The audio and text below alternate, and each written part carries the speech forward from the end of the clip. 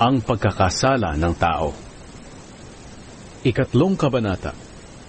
Sa lahat ng hayop na nilikha ng Panginoong Diyos, ang ahas ang pinakatusok. Minsan tinanong ng ahas ang babae, "Totoo bang pinagbabawalan kayo ng Diyos na kumain ng bunga ng alinmang puno sa halamanan?" Sumagot ang babae, "Makakain namin ng kahit anong bunga ng puno rito sa halamanan, maliban lang sa bunga ng puno na nasa gitna ng halamanan. Sapagkat sinabi ng Diyos na hindi kami dapat kumain o humipo man lang ng bunga ng punong iyon. Kapag ginawa namin iyon, mamamatay kami." Pero sinabi ng ahas, "Hindi totoong mamamatay kayo."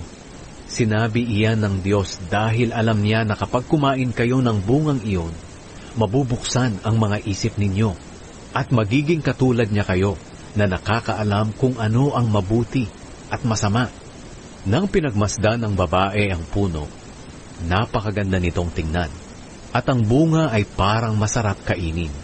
At dahil sa pagnanais niyang maging marunong, pumitas siya ng bunga at kumain ito.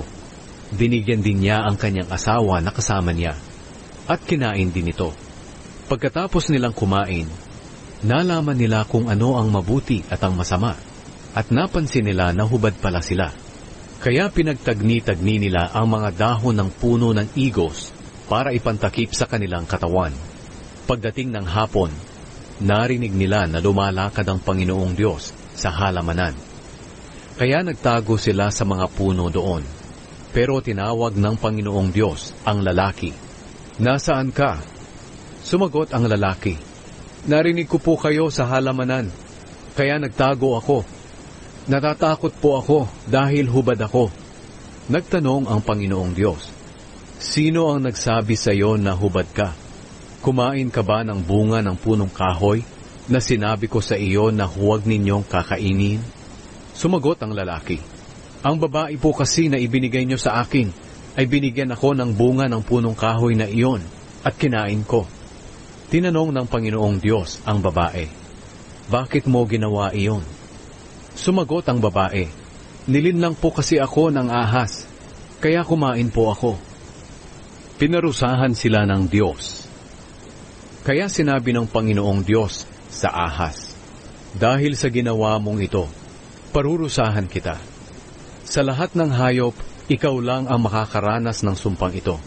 Sa buong buhay mo'y gagapang ka sa pamamagitan ng iyong tiyan, at ang bibig mo ay palaging makakakain ng alikabok. Ikaw at ang babae ay mag-aaway. Ang lahi mo at ang lahi niya ay mag-aaway din. Dudurugin niya ang ulo mo, at tutuklawin mo ang sakong niya." Sinabi rin niya sa babae, "Dahil sa ginawa mo, dadagdagan ko ang paghihirap mo sa pagbubuntis, at mararamdaman mo ang sobrang sakit sa iyong panganganak. Pero sa kabila niyan, hahangarin mo pa rin ang iyong asawa, at maghahari siya sa iyo." Sinabi rin niya sa lalaki, "Dahil naniwala ka sa asawa mo, at kumain ng bunga ng punong kahoy na ipinagbawal ko sa inyo, susumpain ko ang lupa. Kaya sa buong buhay mo ay magpapakahirap ka ng husto para makakain. Tutubo sa lupa ang mga damo at halamang may tinik. Ang kakainin mo'y manggagaling sa mga pananim sa bukid. Kinakailangang magpakahirap ka ng husto para makakain, hanggang sa bumalik ka sa lupa na iyong pinagmulan. Dahil sa lupa ka nagmula, sa lupa ka rin babalik."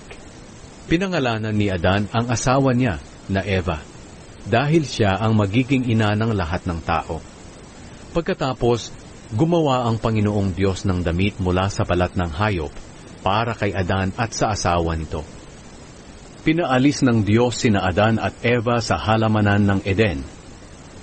Sinabi ng Panginoong Diyos, "Ang tao ay naging katulad na natin, na nakakaalam kung ano ang mabuti at masama. Kinakailangang hindi siya pahintulutang kumain ng bunga ng punong kahoy na nagbibigay ng buhay, dahil kung kakain siya, mananatili siyang buhay magpakailanman." Kaya pinaalis siya ng Panginoong Diyos sa halamanan ng Eden para sakahin ang lupa na pinagmulan niya. Nang mapaalis na ng Panginoong Diyos ang tao, Naglagay siya ng mga kerubin sa bandang silangan ng halamanan ng Eden.